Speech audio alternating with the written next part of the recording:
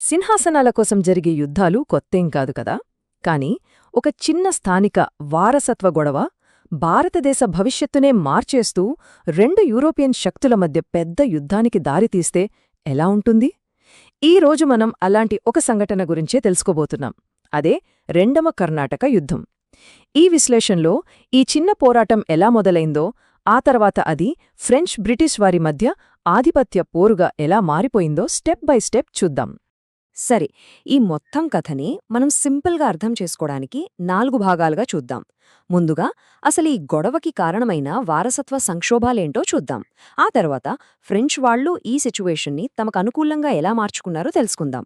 ఇక మూడో భాగంలో రాబర్ట్ క్లైవ్ రాకతో కథ ఎలా ఒక్కసారిగా మలుపు తిరిగిందో చూసి, చివరిగా పాండిచ్చెరి సంధితో ఈ యుద్ధం ఎలా ముగిసిందో పరిశీలిద్దాం.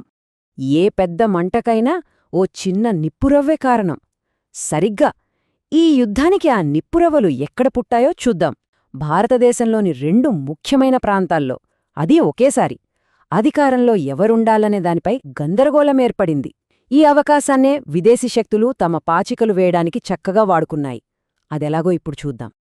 ఈ గొడవంతా కూడా నవాబు పదవీ చుట్టూనే తిరుగుతుంది. అసలీ నవాబులు అంటే ఎవరు? ఒకప్పుడు మొఘల్ సామ్రాజ్యం చాలా బలంగా ఉండేది కదా. అది బలహీనపడ్డాక వాళ్ల కింద ఉన్న ప్రాంతీయ పాలకులు దాదాపుగా స్వతంత్ర రాజుల్లా మారిపోయారు. వారినే నవాబులు అనేవారు. ఆ పదవి, ఆ అధికారం కోసమే ఈ పెద్ద పోరాటం మొదలైందన్నమాట. చూడండి, సమస్య ఒకచోట కాదు, ఒకేసారి 2 చోట్ల మొదలైంది. ఒకవైపు దక్కన్కి గుండెకాయలాంటి హైదరాబాద్లో 1748లో నిజాం చనిపోగానే ఆయన కొడుకు నాసిర్ జంగ్, మనవడు ముజఫర్ జంగ్ ఇద్దరూ సింహాసనం నాదంటే నాది అని గొడవ మొదలుపెట్టారు. సరిగ్గా అదే టైంలో కిందునున్న కర్ణాటకలో అప్పటికే నవాబుగా ఉన్న అన్వరుద్దీన్ని చందా సాహిబ్ అనే మరో పవర్ఫుల్ వ్యక్తి సవాలు చేశాడు. అంటే 2 సింహాసనాలు, 4 పోటీదార్లు. పరిస్థితి చాలా ఉద్రిక్తంగా ఉంది. ఇలాంటి గందరగోళంలో ఎప్పుడెప్పుడో అవకాశం దొరుకుతుందా అని ఎదురుచూసేవాళ్లుంటారు గదా. సరిగ్గా అప్పుడే సీన్లోకి ఒక కొత్త, చాలా తెలివైన ఆటగాడు వచ్చాడు. అతనే ఫ్రెంచ్ గవర్నర్ డూప్లే. ఈ రాజకీయ అనిశ్చితిని తన సామ్రాజ్య విస్తరణకు ఒక నిచ్చెనలా ఎలా వాడుకున్నాడో, అతని వ్యూహాలు ఈ స్థానిక గొడవను అంతర్జాతీయ సమస్యగా ఎలా మార్చాయో ఇప్పుడు చూద్దాం. సింహాసనం మీద కన్నేసిన ముజఫర్ జంగ్కి, చందా సాహిబ్కి ఇద్దరికీ ఒక విషయం క్లియర్గా అర్థమైపోయింది. ఒంటరిగా అయితే ఈ యుద్ధం గెలవలేమనే. బయటినుంచి సైన్యం, డబ్బు సహాయం కావాలి. ఆ సహాయం కోసం వాళ్లు నేరుగా ఫ్రెంచ్ గవర్నర్ డూప్లే దగ్గరికి వెళ్లారు. భారతదేశంలో బ్రిటిష్ వాళ్లని దెబ్బతీసి ఫ్రెంచ్ అధికారాన్ని పెంచుకోవాలని చూస్తున్న డూప్లేకి ఇదొక జాక్పాట్ లాంటి అవకాశం. వెంటనే వాళ్లకి సపోర్టిస్తానని మాటిచ్చాడు. అలా ఒక పవర్ఫుల్ కూటమి ఏర్పడింది. ఈ కొత్త కూటమి ఏమ్మాత్రం సమయం వృధా చేయలేదు. వెంటనే యాక్షన్లోకి దిగిపోయారు.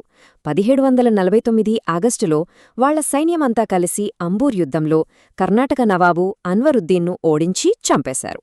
వెంటనే డూప్లే తన ఫ్రెండ్ అయిన చందా సాహిబ్ను కొత్త నవాబుగా ప్రకటించేశాడు.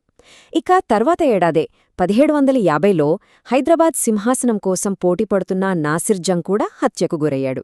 ఇంకేముంది, అడ్డంకులన్నీ తొలగిపోవటంతో డూప్లే ముజఫర్ జంగ్ను దక్కన్ నిజాంగా సింహాసనం మీద కూర్చోబెట్టాడు. చూడండి, 2 ఏళ్లలోనే 2 కీలక సింహాసనాలు ఫ్రెంచ్ కంట్రోల్లోకి వచ్చేశాయి. సరే, ఇంత పెద్ద సహాయం చేశారు కదా. మరి ఫ్రెంచ్ వాళ్లకి దక్కిన బహుమతి ఏంటి? కొత్త నిజాం ముజఫర్ జంగ్ తన కృతజ్ఞతను బాగానే చూపించాడు. మచిలీపట్నం, యానాం, కారైకాల్ లాంటి ఎంతో విలువైన, సంపన్నమైన తీరప్రాంతాలను ఫ్రెంచ్ వాళ్లకి బహుమతిగా ఇచ్చేశాడు. దీంతో డూప్లే ప్లాన్ సక్సెస్ అయింది.